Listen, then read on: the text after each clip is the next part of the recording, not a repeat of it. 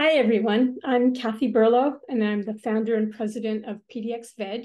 And it's my pleasure to welcome you to Linda Tyler's cooking demonstration on how to prepare plant-based anti-inflammatory recipes. Linda is a Portland-based cooking instructor, recipe creator, and writer, and she has a website called Gracious Vegan, where you can find recipes and links to upcoming classes that she's teaching. And there's a link to her website in today's Veg Challenge email, and also on our event page on the PDX Veg website. Linda is the author of the forthcoming The Plant-Based Anti-Inflammatory Cookbook, which will be available in February. And today she's going to share information about what causes inflammation, how it's related to chronic diseases, and the influence of diet on inflammation levels. And then she's going to show us how to prepare 3 easy dishes with anti-inflammatory ingredients from this book. And these will be Daily Habit Blueberry Smoothie Bowl, Cherry Waldorf Salad, and Eggplant Parmesan Stacks.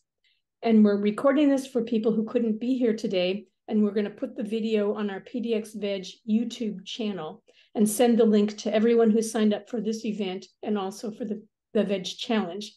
And if you have questions, if you look at the bottom of your screen, there's a Q&A button, and you can put your questions in there, and then at appropriate moments, I will read them out to Linda. So that's the way that you can get in touch with us. And so now I will turn this over to Linda. Thank you. Thanks for inviting me to do this, Kathy. Hi, everybody. I know the one name I heard with the last name I recognize, so good to see, or at least know that friends are present, and new people, it's great to meet you. I'm also a cooking instructor at PCC, Portland Community College, and Mountain Hood Community College. So if you get one of the catalogs in your mailbox, check out my classes if you want to join me. Most of the classes are a one-shot, 2-hour cooking class via Zoom. You can cook along from your kitchen or not. So please look for those classes, and please visit my website, graciousvegan.com. You can also sign up there to join my mailing list, or sign up to get an alert when my cookbook is available for pre-order. If you like what you hear and see today, you could sign up to get that pre-order alert. There's going to be content you can get access to that's sort of exclusive for pre-orders. So all that kind of stuff is explained on my site, with probably a couple hundred free recipes on my sites as well. So check them out. So I'm really glad to be here to talk about one of my current favorite topics, which is inflammation and how we can battle inflammation and calm inflammation in our bodies. And I did a lot of research on inflammation for my cookbook and wrote some introductory chapters about it. And so I've distilled some of that information into a PowerPoint, which is how I wanted to start today. And then I'll go ahead and demonstrate the 3 recipes that Kathy noted. So I'm going to share my screen and go into slide share. I guess I'm already in the slideshow mode. So let me go ahead to the first one. I think I already, between Kathy and me, we described things about me. So I can go to the next slide about my cookbook, February 2024. The introductory chapters are on inflammation and kitchen efficiency. So I know everybody's busy, so I talk a lot about how you can make plant-based cooking more efficient for you, freezing, prep work, all those kinds of things, and then 80 recipes. So let's go ahead and start with what is inflammation. So the first thing that I find is not very clear in a lot of descriptions of inflammation is that it's the immune system that causes inflammation. It's not like inflammation is a process in and of itself. It's actually a consequence of your immune system responding to things in your body. So in school, we learn about body systems by learning about the organs. So when we studied the immune system way back whenever you last studied it, you probably learned about it's the liver and the spleen and the thymus and tonsils, lymph nodes. And those are important, and I'll talk about why they're especially important with the immune system. But the real action of the immune system is carried out by immune cells and other chemicals, mostly proteins. We'll get into a couple scientific terms, but not very many, but most of the proteins are called cytokines. But there are billions of immune cells in your body, and they are what are doing the work of immunity. The organs that we studied, for the most part, they're enabling the immune cells and the proteins to do their work. So the cells are mostly birthed in the bone marrow, and then they're incubated in the thymus or other places, and they are stored in lymph nodes.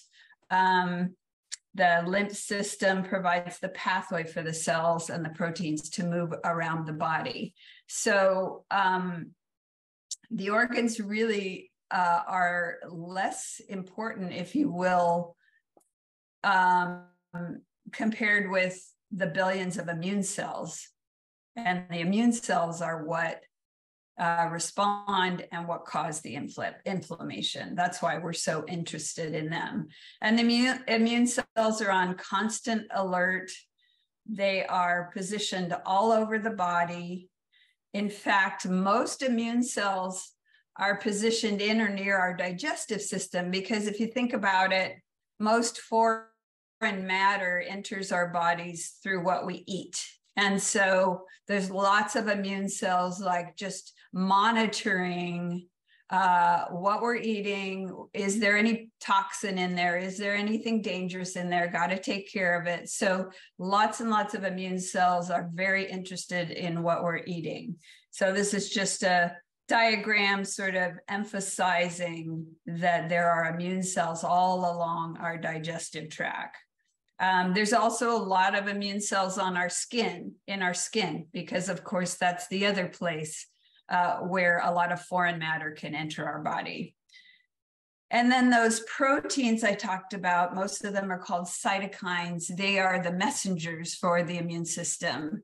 So the immune cells secrete cytokines when they are triggered, and those proteins of cytokines go and send signals to other immune cells to call for help. Other proteins do some of the actions we're going to talk about in just a second. So everything starts with the immune cell getting activated and then secreting those cytokines. So when the immune cell, when it's monitoring, when it detects something that it needs to take care of, that's what we call the immune response. So the immune response begins when an immune cell, usually more than one immune cell, detects an apparent danger. And those cells, they call other cells by sending out those chemical signals. And that sets a number of processes in motion. So some of the proteins that they release cause the local blood vessels to dilate and also to become more permeable. So immediately you're getting more blood flow to the area. The blood and fluids and the cells coming to the scene, because the blood vessels are more permeable, they're able to move into the tissue, the affected tissue. So you're getting swelling there and more fluids and cells moving around in the tissue much more than normal. And then the immune cells begin to attack the invaders or the dangers. And if you see some electron microscope photos of immune cells attacking, they sort of surround the thing and kind of take it in and then digest it, whatever the invader or danger is. So some cells are very good at that. And then immune cells secrete more proteins to call on other immune cells. And those other immune cells arrive to help the actual organs of the immune system then say, oh, it's like a inventory trigger. Oops, we need to start making more immune cells because we're sending something to a site. So they start creating more and more, and then others come to clean up, because there's a lot of sort of damage done when the immune response takes place. There's just a lot of extra fluid and tissue being touched. And so the immune system has this job to take care of the danger and then to clean up. So the consequence of the immune response is inflammation. So inflammation itself is not an active process. It's actually the result of the immune process. So dangerous invaders are eliminated. That's life-saving, obviously, but that response comes at a cost to our bodies. And so those effects, those costs, are called inflammation. And even back in ancient Rome, the doctors there, the medical experts, identified the 4 classic features of something that's inflamed. There's swelling, there's redness, there's heat, and there's pain. And, I think we can all relate to that. And I'll talk about circumstances when we have all encountered inflammation in our body. But these are the 4 major characteristics. Recently, in the last 100 years, the field added a 5th one, which is loss of function. So if something is really quite inflamed, it also can't do its job. And apropos to what we're going to talk about today in terms of when inflammation is not good for you, sometimes there's damage to healthy cells and tissue, and that's when the real problems start. So the immune response, as I said, it's life-saving. We all know it's life-saving, but it can also go too far and really cause a lot of problems. So here's just an example and graphically showing the immune response. So this is the normal state of this is a cross-section of the skin, the top layer of the skin, the middle layers, and then there's a blood vessel there. So let's say you get a sticker there, a splinter, and so it's harmful. It enters the body. It has bacteria on it. So immediately the local immune cells start to send out proteins, in this case, mostly histamines, and then some other cytokines. And then the inflammatory response begins. So the colorful little balls there are the immune cells. So some of them were resident there, and others are coming because they got the protein signal.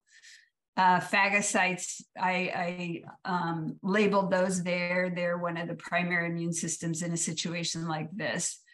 The blood vessel is dilated. There's more blood coming through. You can see the immune cells are starting to get into the tissue much more than they would. And because everything's dilated and there's more fluid, everything starts to swell. And that's where we're getting that inflammatory swelling and redness because of all the extra blood. Some of the cytokines that are released by some immune cells actually cause pain. Pain is also caused by swelling when things are out of place.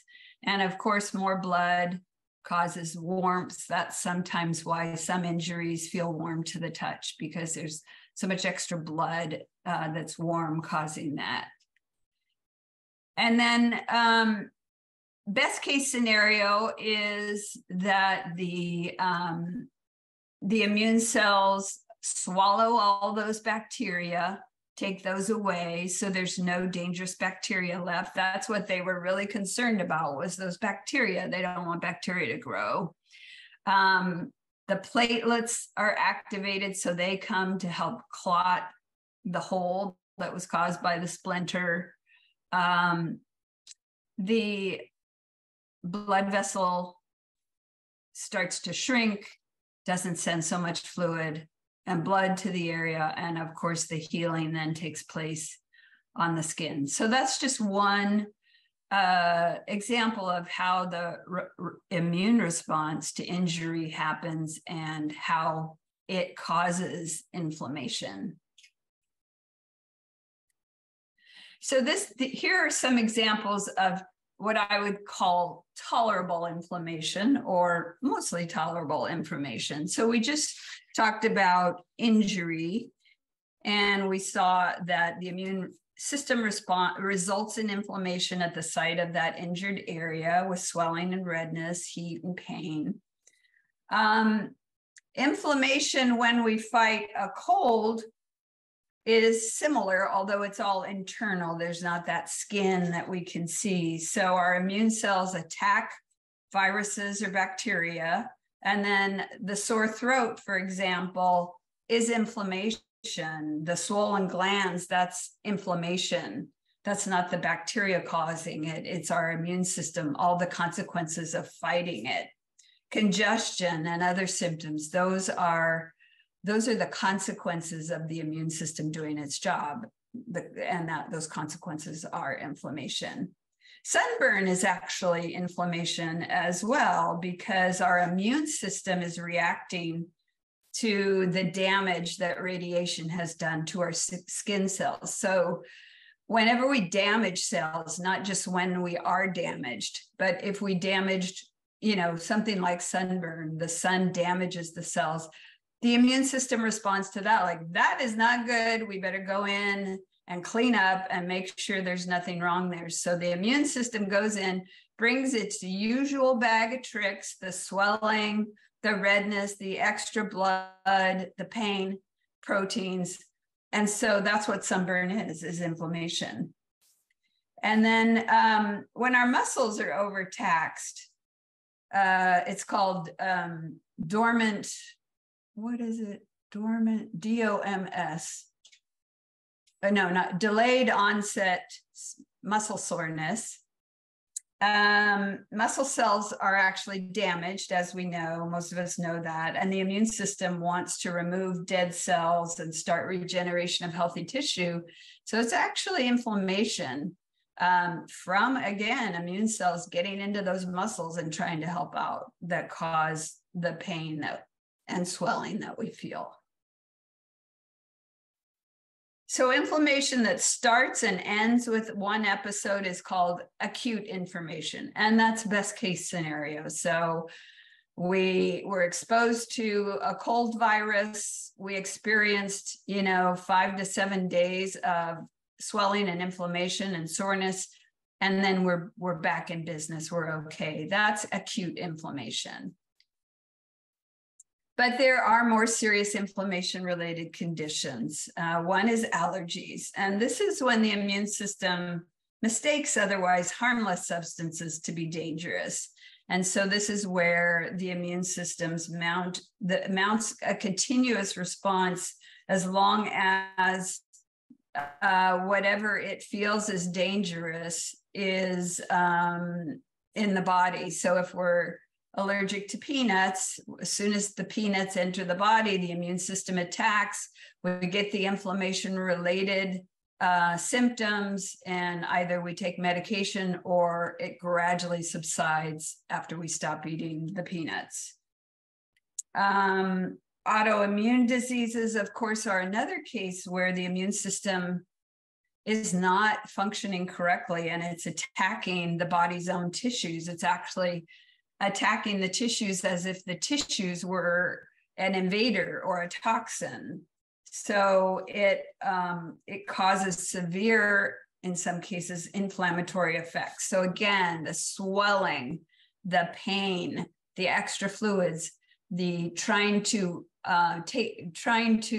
eliminate what it considers the danger. So it's actually, attacking our tissues, whether that's the joint linings, the intestinal linings, the skin, the brain, the lungs, kidneys, all sorts of autoimmune conditions. So both of those are cases where there's a mistaken perception of danger by the immune cells. And,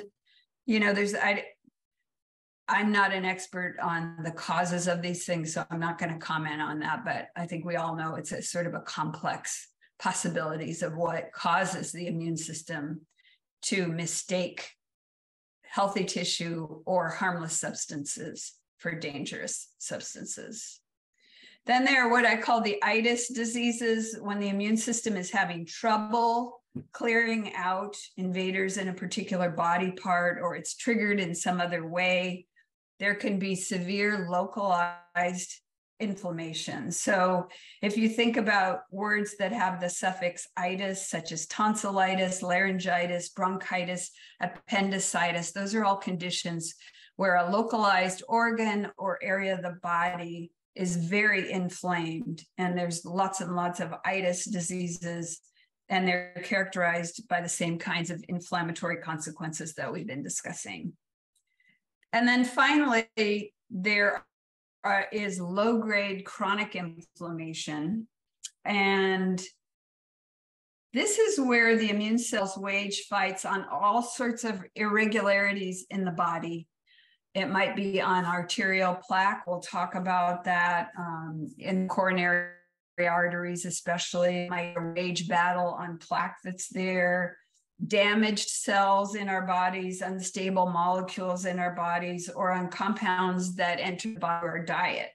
So these fights can result in a sort of a constant internal low-grade inflammation in our blood and in our tissues and in our organs.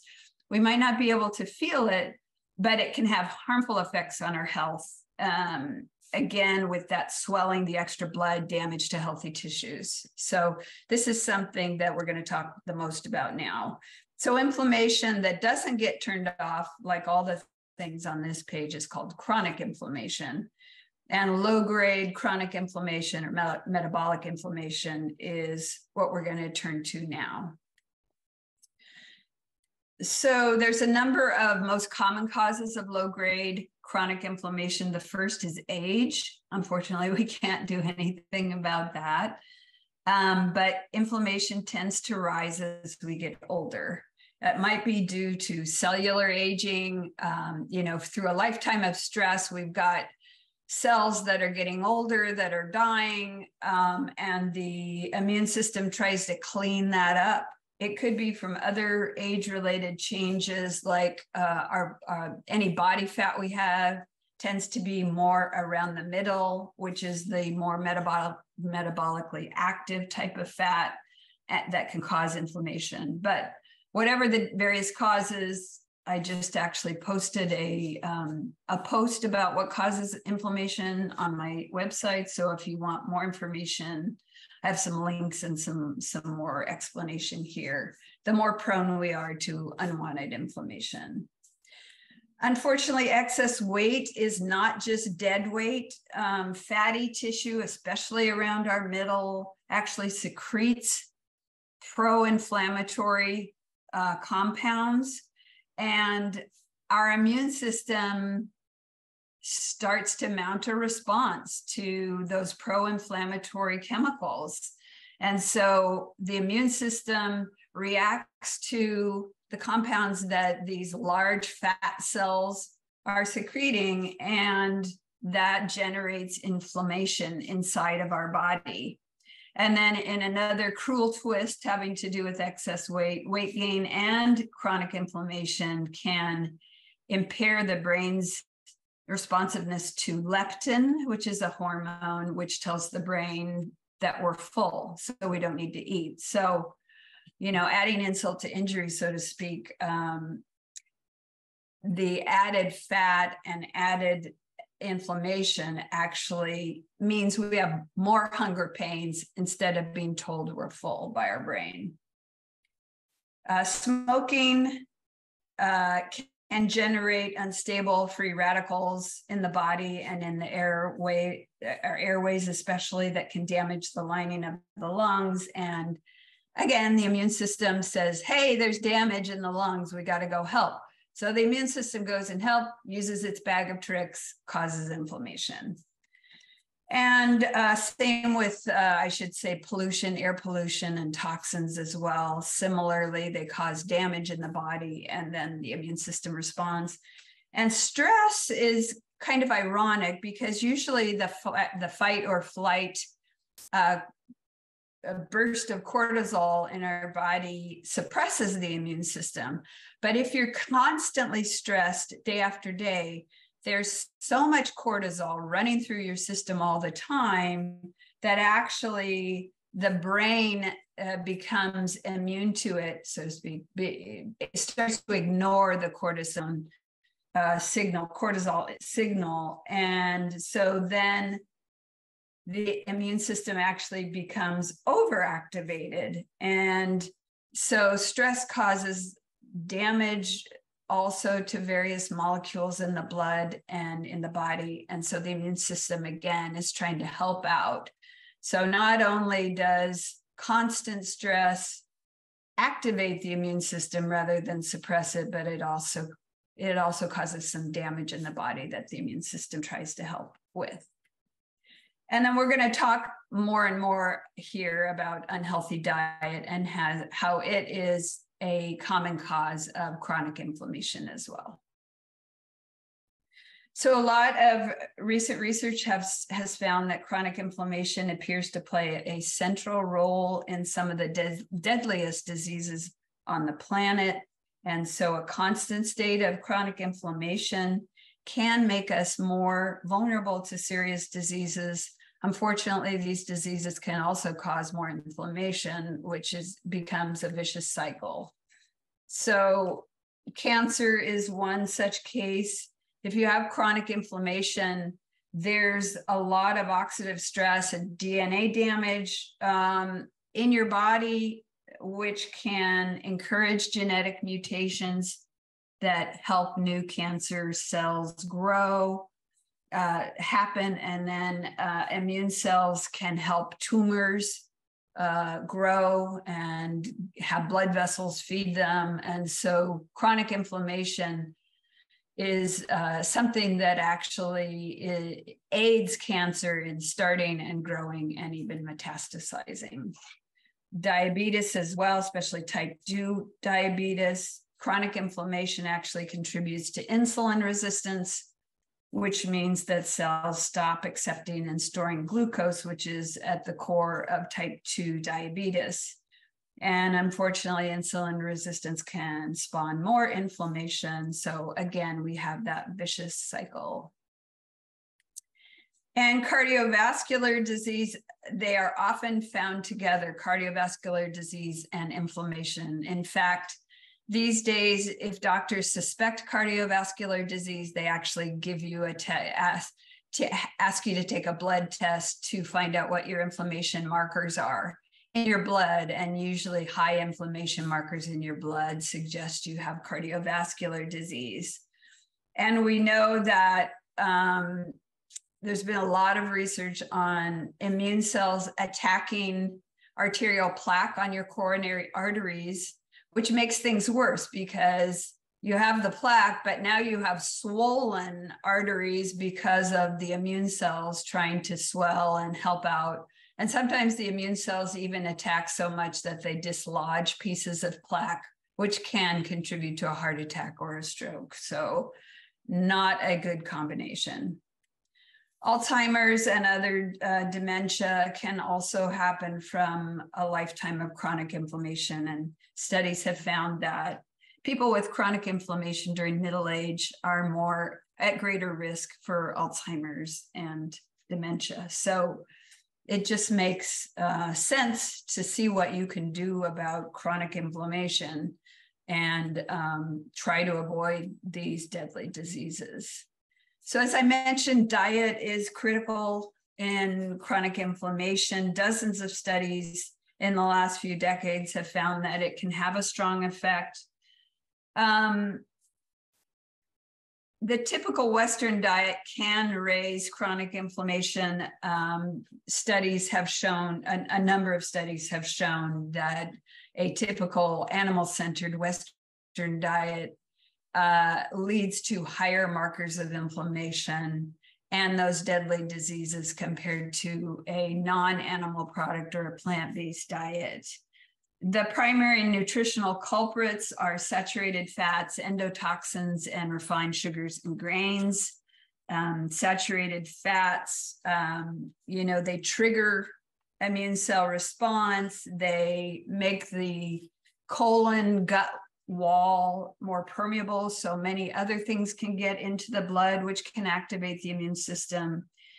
And they degrade the balance of good to bad bacteria in our gut microbiome, which is not good for inflammation either. Endotoxins are related to certain bacteria. I won't go into the whole definition of what an endotoxin is, but obviously toxin suggests that it's inflammatory, and these endotoxins are quite pro-inflammatory. So if they get into your body, it's not good.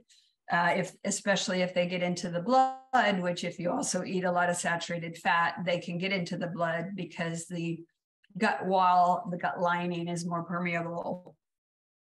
So most of these bacteria are found in animal products.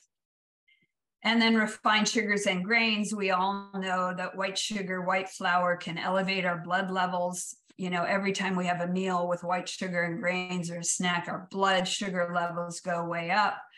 And that high blood sugar can lead to free radicals in the blood, which can cause oxidative stress to the tissues. Again, the immune system wants to help out. When the immune system helps out, its consequences are inflammation. Research has shown that people who eat a plant-based diet have lower levels of inflammatory markers in their blood compared to omnivores, pescatarians, and vegetarians. They also have fewer cases of those inflammation-related diseases. And fiber is especially good for lowering chronic inflammation. We'll talk more about fiber.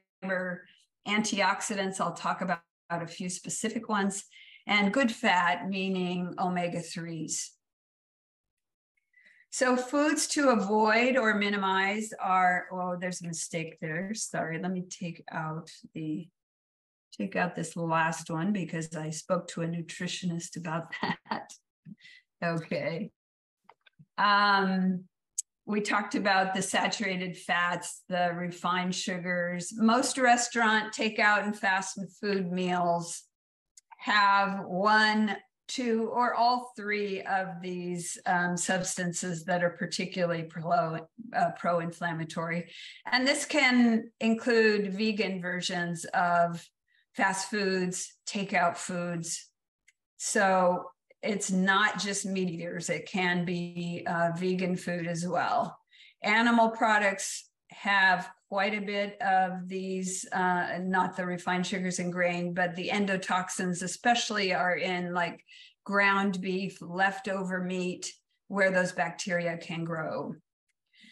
Prepackaged foods, desserts, chips, candy, chocolate candy, sugary drinks, vegan ice cream, I just wanted to highlight everything with white sugar or high fructose corn syrup.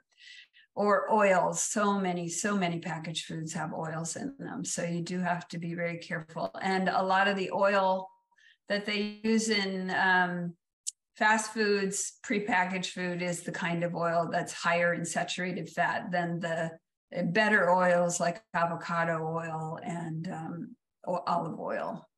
Most homemade desserts, unfortunately, taste better than prepackaged foods, but of course they usually have white flour, white sugar, and butter. And certain, even vegetable oils, vegetable shortening, butter, margarine, also coconut milk is high in saturated fat. So those all have high levels of saturated fats.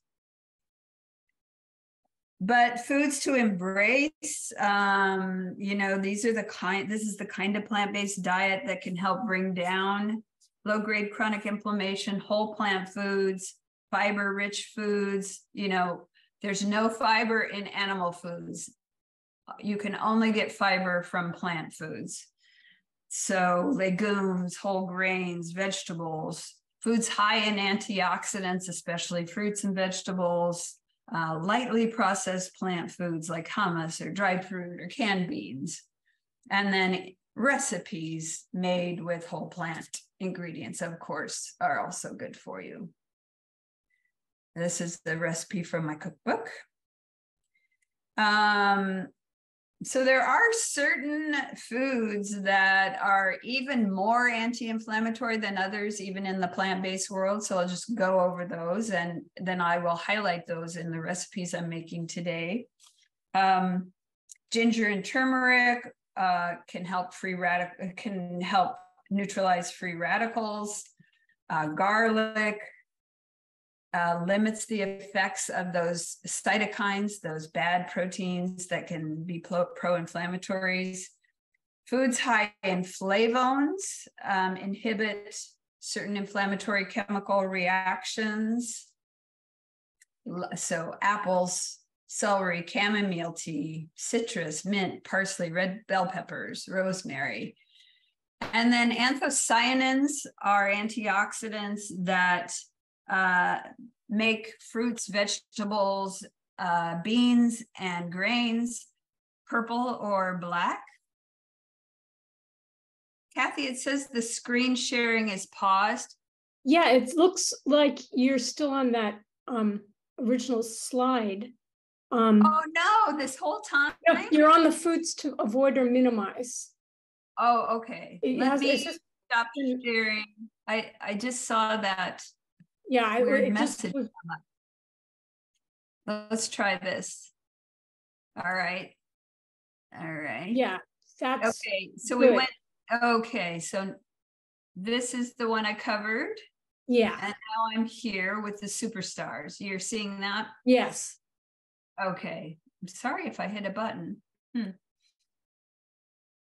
Oh, I know what happened when I went off of slideshow. I bet it paused. Okay, so foods high in anthocyanins are antioxidants that make things dark red, purple, or black. So you can see all the fruits at the beginning, then eggplants, radishes, red cabbage, red onions, purple cauliflower, purple sweet potatoes, purple tomatoes, kidney beans, black rice. There's even black quinoa.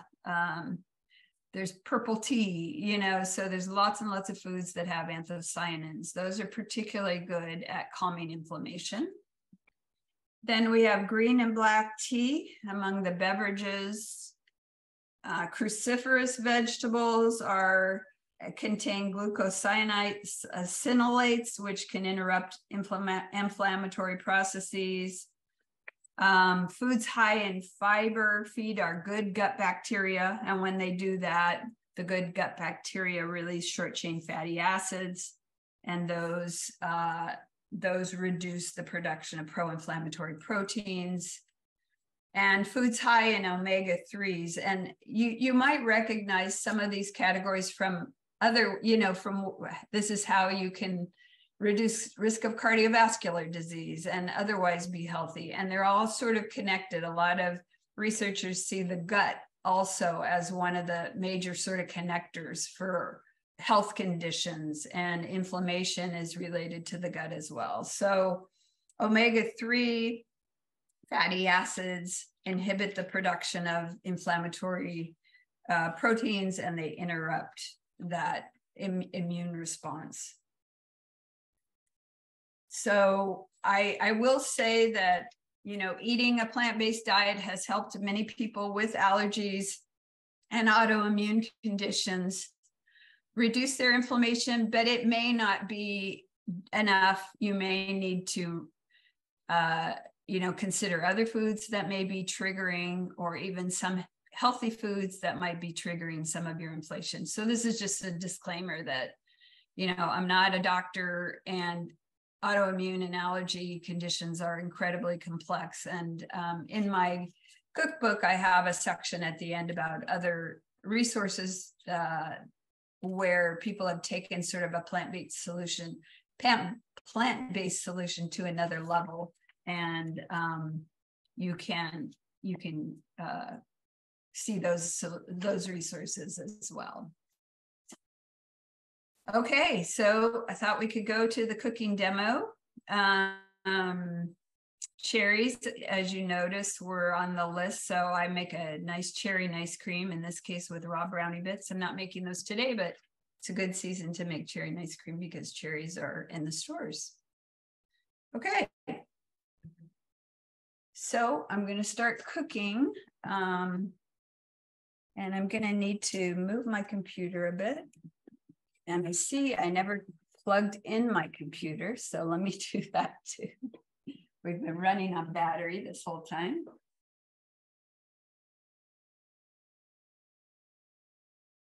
There we go.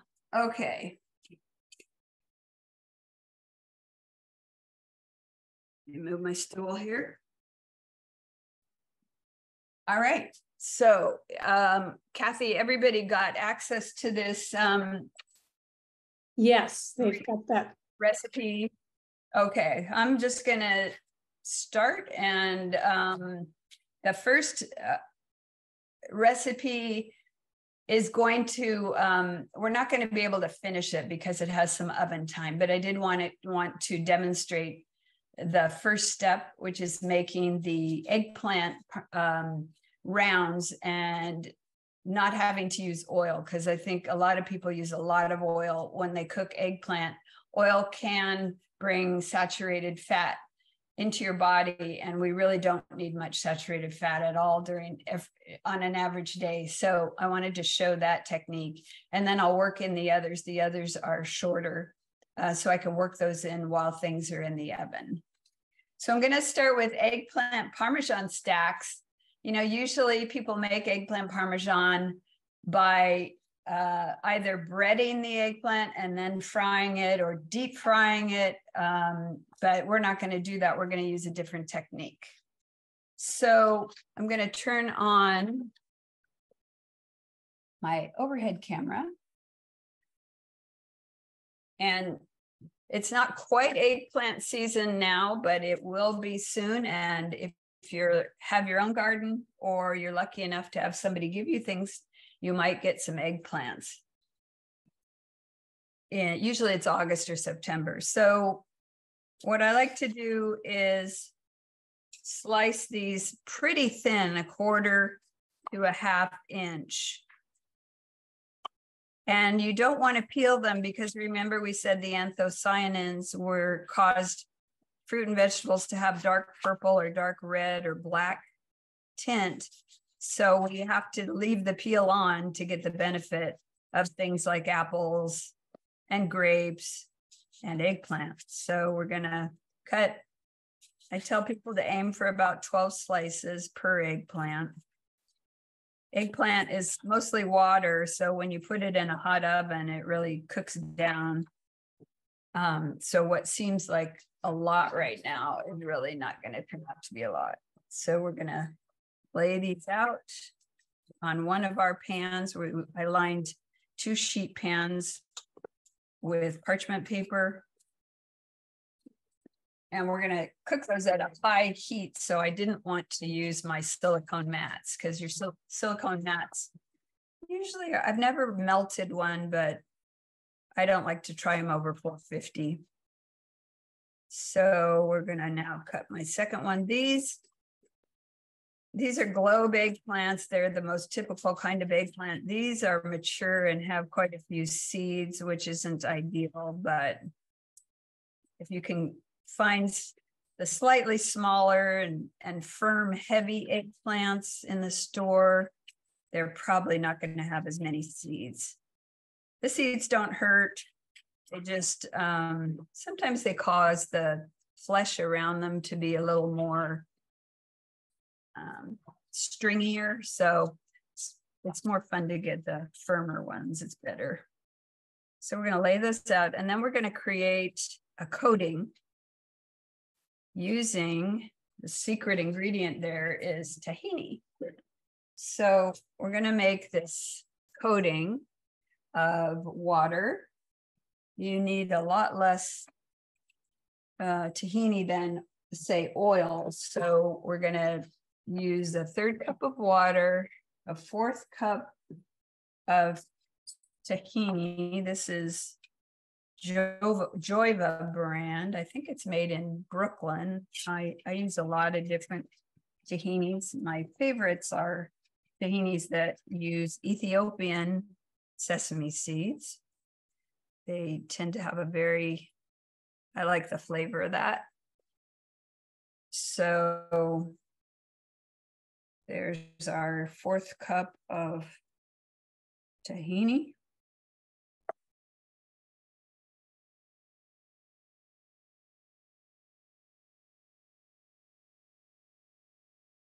All right, and then we have a teaspoon of salt, or if you don't use salt, you can, this is a 3/4 teaspoon. You can skip the salt altogether if you like. And then we have 1/2 teaspoon of onion powder and garlic powder.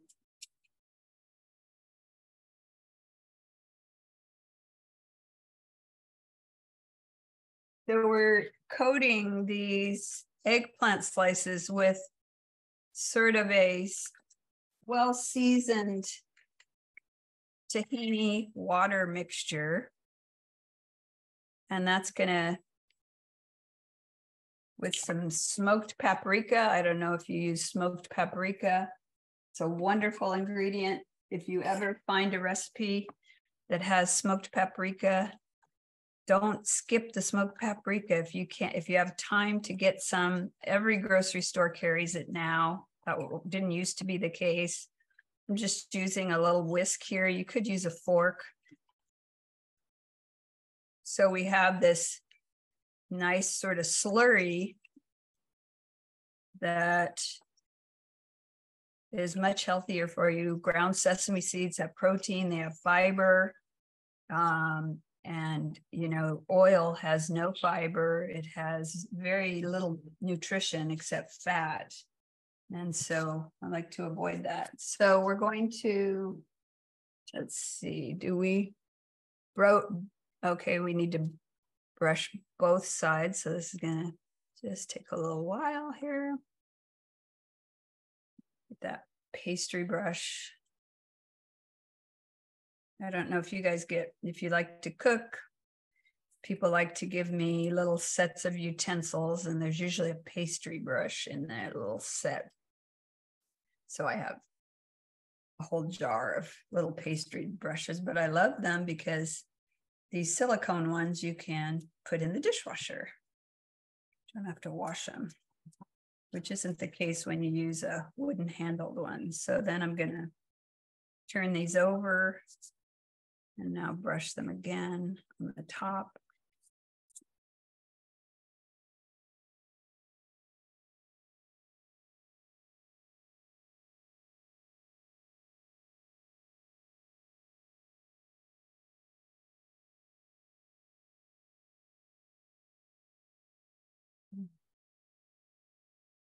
You can, once you learn this technique of using a coating like this, you can change up the spices if you want.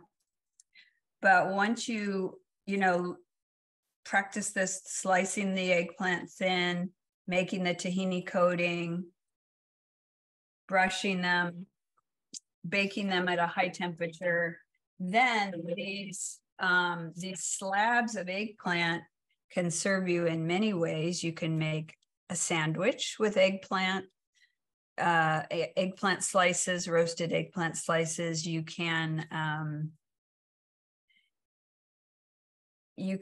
make different kinds of, I make a curry with these.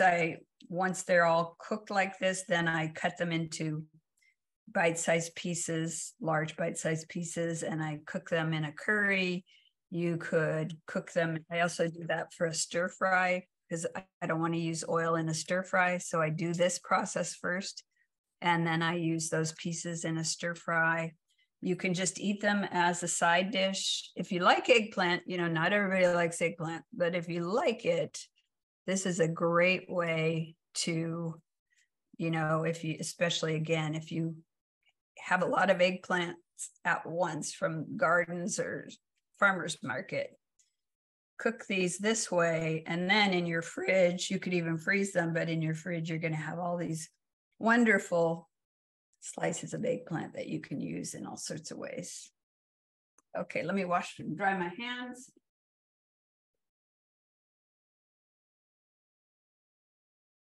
All right. Okay, I'm going to switch my camera. And then I'm going to put these in my 475-degree oven. Thank goodness it's not a heat wave right now. And let me check the timing here. Roast the slices for 12 minutes, no, 15 minutes, then flip them, and then go another 12 minutes. So this is on 15. I'm going to walk through this recipe and show you a photo of the final product because I don't think we're going to have time to do the 15 plus the 12, then plus the 25 minutes of cooking the stacks all together. So essentially what we're going to do is after 15 minutes, we're going to take them out, flip them, put them back in for 12 minutes. So both sides are nice and golden brown. The eggplant, because it's so water intense, is going to be flattened and brown and delicious. So that's cooking the eggplant flesh. And then we're going to essentially make stacks of them in a casserole dish. So essentially I'm going to put a coating of the marinara sauce on the bottom, just like a 1/4 inch of marinara sauce at the bottom. And then I'm going to put 6 of the slices in, just 6, nicely symmetrical. Then a dab of marinara and a little bit of the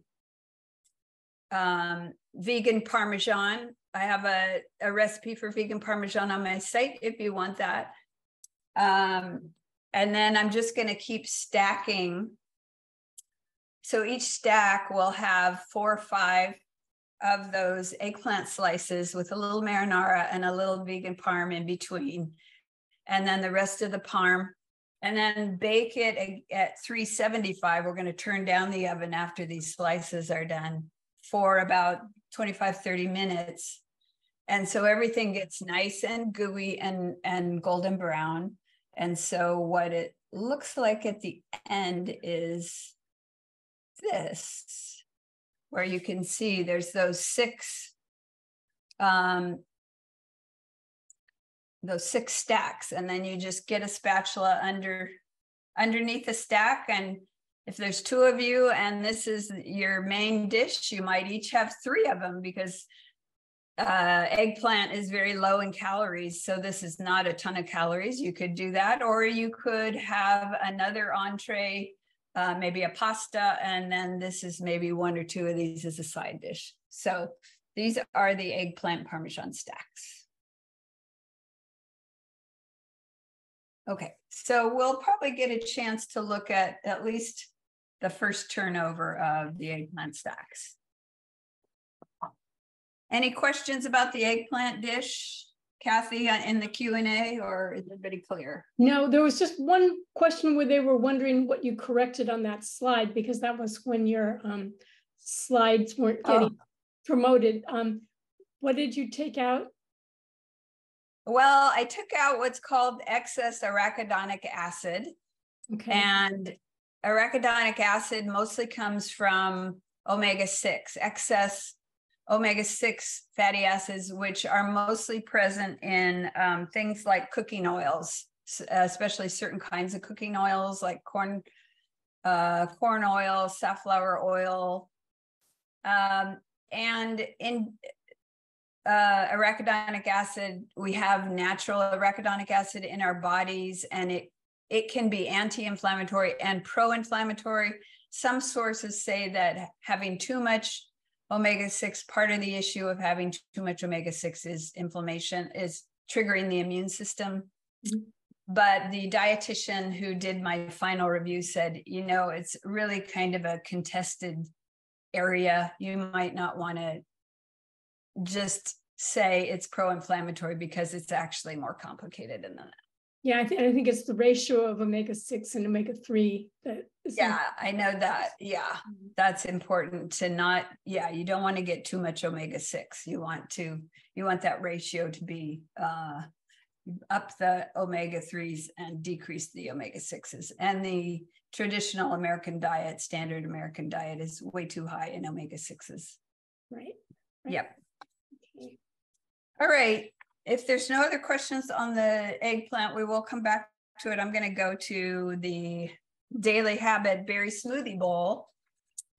This came about because I had been, following Joel Fuhrman, Dr. Fuhrman, and the nutritarian diet, and I'd been following Dr. Greger, and he talked a lot about studies that have shown how great berries are for so many things, preventing cancer and helping calm inflammation and many other things. So I decided one year I really wanted to eat berries every day, and I wasn't eating berries every day.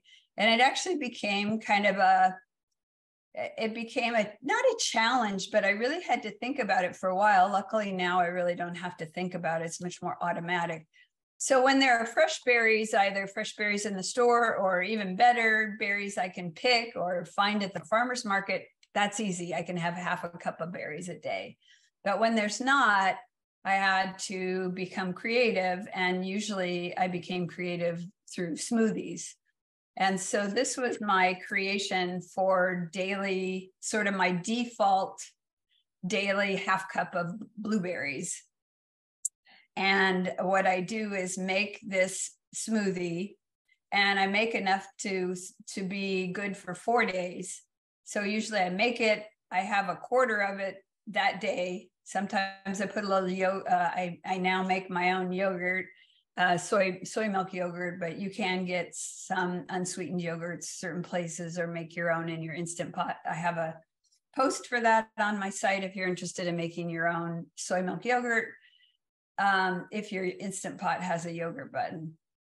And then maybe a little granola or nuts, but you don't have to. And this is actually good enough just to have plain. So I wanted to show you a simple berry smoothie. And if you can get berries into your diet every day, you're doing, a very anti-inflammatory habit for yourself. So I'll show you how it goes.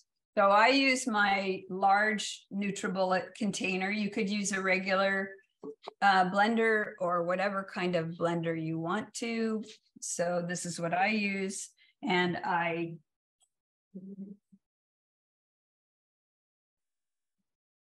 put in 2 cups of frozen blueberries from the store. Obviously, there's a blueberry picking place around here, and some people pick enough for the whole year. They freeze their own blueberries. That is not me. And then 1.5 cups of water, which I have here. You could, get extra credit and actually make some chamomile tea. And it has to be cold, but if you use chamomile tea, that was one of our other anti-inflammatory superstars. And then 1 banana that's been sliced and frozen. So I buy bunches of bananas and they all get ripe at once. And I take, 5 or 10 minutes and slice them and put them in these baggies and freeze them flat. So there's my banana. So the 1 banana is good for 4 smoothies. And then remember I talked about, let's see, where is that flaxseed? Yeah, I talked about flaxseed meal being an anti-inflammatory superstar because it has the omega-3s. So put that in there. I don't notice that. And then ginger, we talked about ginger and turmeric being anti-inflammatory. So I'm getting the berries, the cold chamomile tea, if I had thought to do that, the flaxseed and the ginger, 4 anti-inflammatory superstars in one, if I may say so myself, delicious smoothie. So you're getting lots of good stuff there. And so this is going to be a case, Kathy, where I will probably be muted and I won't talk till I get back.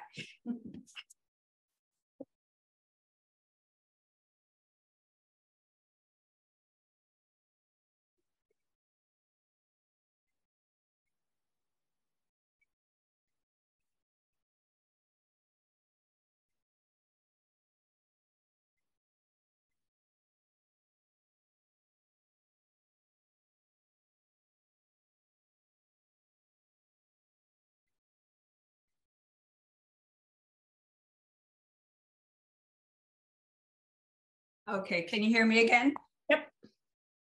Okay. So I got lucky that time. Sometimes I have to stop it and wipe things down. You could make this more of a smoothie, a drinkable smoothie. I just add more water or chamomile tea, but I like kind of a thick one that's more like a smoothie bowl. And so I'll show you what I do. Switch cameras. Go. I just use usually I use 3 of these, plus I have a bowl for the current day, but since I already had my smoothie for the day, I just spoon this out, and then the day I'm going to have that smoothie, I put it either out on the counter or get it soft in the microwave, and then I get it into the bowl. And I get it into the bowl, soften it.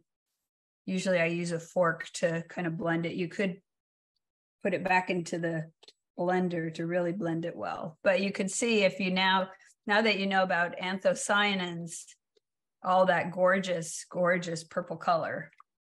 So even there, it didn't take much time to make, but the second and third and fourth day, it's really a treat. So that is the Daily Habit smoothie bowl, which again, you can dress up as much or as little as you like. I don't need any extra sweetener. If you needed extra sweetener, you could add whatever your sweetener of choice is. But I find that the ginger flavor is almost a substitute for sweetness. And if you're, depending on what blueberries you buy, usually companies are getting so much better at picking fruit that they're going to freeze very ripe, so it's as sweet as it can be when you buy frozen fruit. So any questions on the blueberry smoothie bowls, Kathy? Looks like your explanations were great. There aren't any questions. Let me put these in the freezer. Now I have 4 more days. Nice. All right, let me check my timer for those. Okay, we still have 2 minutes, 20 seconds on the eggplant.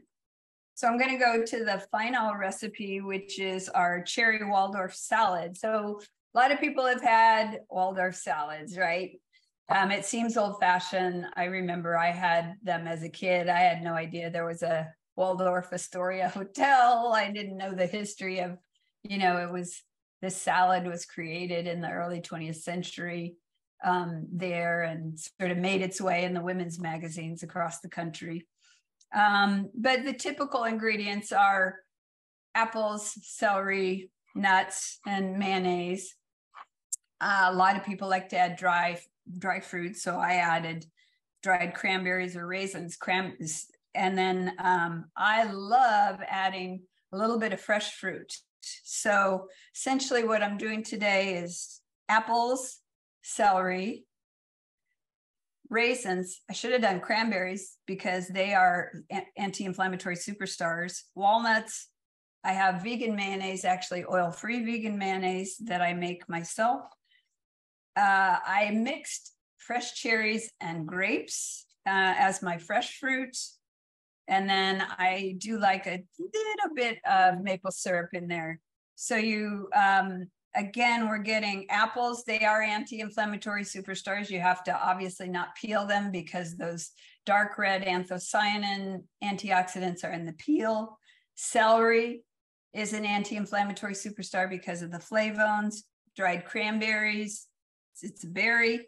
Walnuts because of the omega-3s, and then cherries and grapes because of the anthocyanins.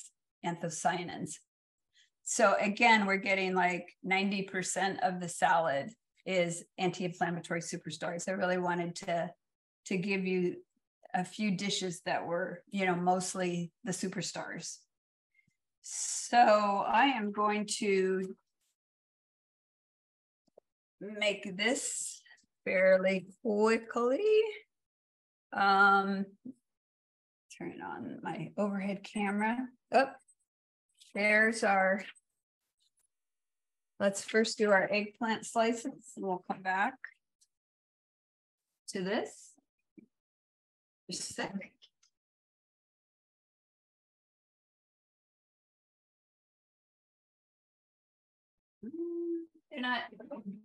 They're not dark enough. I think I'm going to let them go another 5 minutes. Okay. All right, so I cut up one apple and I cut up the celery. It's in this bowl, but I didn't cut up all the apples. I wasn't sure if they would turn brown or not.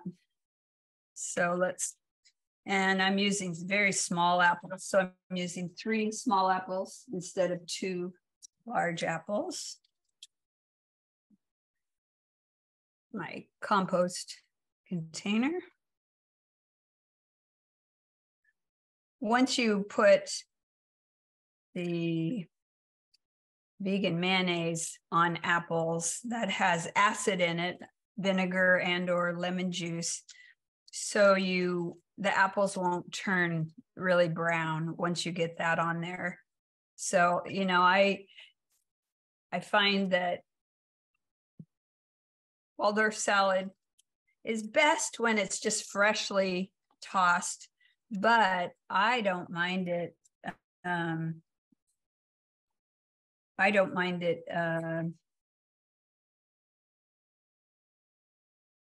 a day or 2 old either. It's not quite as fresh tasting, but still good. It's one of my favorites. And you can add you can make it your own, add different dried fruit. I think the sort of natural saltiness of the celery and the natural sweetness of the apples really is kind of what makes it sing. So I wouldn't replace those, but I know people make you could probably make a pear Waldorf salad or just sort of experiment. And then I like them in fairly small pieces. You could go even smaller. You could even make it sort of small dice with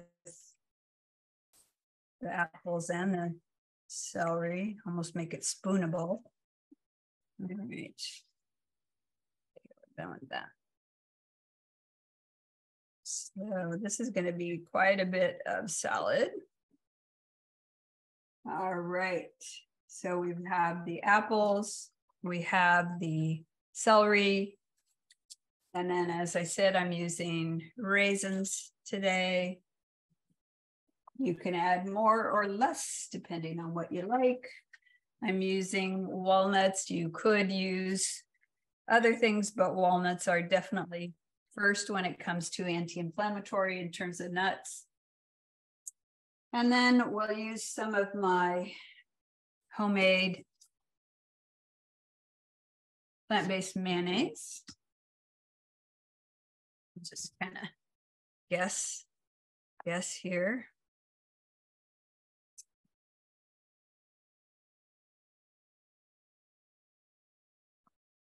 Need a little more there.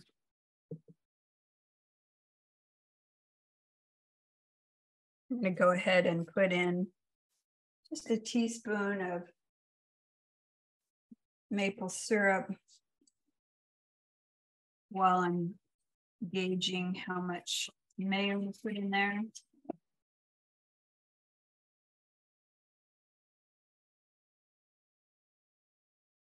Maple syrup is easy to over pour, so be careful. Almost enough. I'm going to put in a little more. Excuse me, something caught in my throat.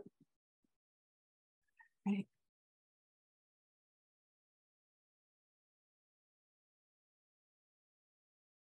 And I'm going to put the cherries and the grapes in last because the cherries can discolor everything very quickly. So I want to stir the least after I put in the cherries.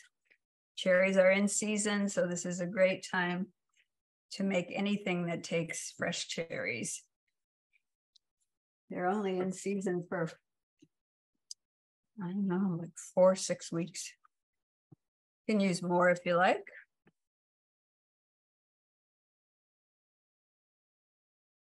There we go. Okay. There's our Waldorf salad. Oh.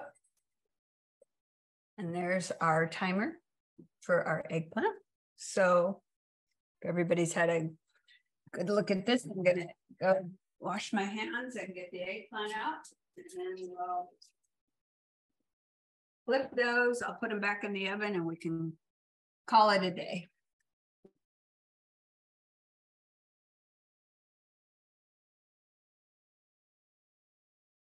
So you can see they're brown, they're golden brown on top. So I want to flip them. Oh, they're dark brown on the bottom.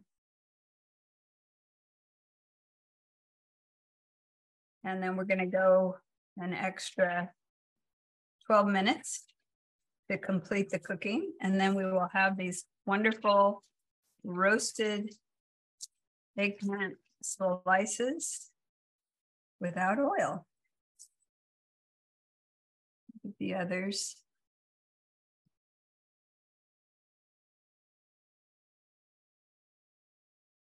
That was the bottom shelf. Let's see how the top shelf. Yeah, they're not as dark. I'll switch them out. But you can see that spice coating browns them up, and I don't know if you can tell, but they're starting to get soft. They're a little hard to get off the bottom, but that's why you have to use parchment paper for that non-stick effect. Sometimes you have to grab the corner. So they'll get nice and soft and toasty. I'm gonna switch shelves. Bottom goes on top, top goes on bottom. Set my timer so I don't forget. And then see if there are any final questions or comments. I know that, I'm sorry we couldn't finish the eggplant, but you can see there, that's how those eggplants slices are cooked, and then you stack them with marinara and vegan Parmesan in between, and then bake that whole casserole. And then delicious vegan eggplant Parmesan. So Kathy, I don't know if there are any other questions, but I think that's it from me. Now is a good time. If anybody does have any questions, please put them in the Q&A and I'll read them out to Linda. Everything was pretty darn clear, so maybe we don't have any questions. But if you have any questions also about inflammation, now is also a good time. I think we hopefully answered that one that was there. So, and she was concerned about grains, but I just mentioned back to her that whole grains are healthy, and it's the refined grains that we need to worry about. So that's right. Yeah. Whole grains are very good for you. Yeah. Yeah, and sometimes people do think that they need to avoid those, and it's important to make sure people understand they're good for us. And no, they're great for fiber. Yeah, fiber and certain vitamins, and carbs are what fuel our muscles, our brains. So we need carbs, but we need good carbs that come with fiber and protein. Yeah, exactly. And it's like diabetes is not caused by whole grains. It's more caused by fats that are bad for you. That's exactly right. Yeah. Yeah. Well, this was really wonderful. It's made me very hungry. But let me see if there's, wait a minute. I think there's some other questions that I missed. Let me go over. Let me see if I can see them. Where's my mouse? I didn't advance it. And now, wait, let me go here and look. There are some more ones. And so this was before the slides weren't. And have you brushed the sauce on vegetables when roasting them? Yeah, I do use this same or a similar. I have on my site roasting vegetables. Roasted cauliflower is something on my site. I use that formula for all of my roasted vegetables. So yeah, it's basically this. I'm wondering about the amounts may be different for like a pound of cauliflower, but this is my basic vegetable roasting technique. The recipe for the mayo. I'm looking at the questions, okay, Kathy. Good. The recipe for the mayo is on my site. I actually have 2 recipes for no oil mayo. One relies a little more on cashews, which is the one I like slightly better. The other one actually uses aquafaba, the water that chickpeas are cooked and stored in. So if you like to use aquafaba, there's one there that uses that. The other one uses more cashew based. Dried cranberries recommendation for ordering unsweetened.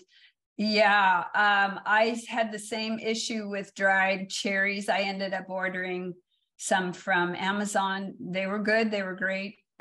So I would probably, in my case, I would go to Amazon first and see if you could find unsweetened dried cranberries. Thank you, Mary. She made the salad, added a little cinnamon, and made the eggplant. Okay, good, Kathy. Great. Thank you for making them and trying them out. Yeah. I think that's it. Any more based on those answers? Any other final questions? Gone. Well, thanks everybody for coming, and thanks Linda for your wonderful presentation. Yeah, and anybody can feel free to contact me in the future.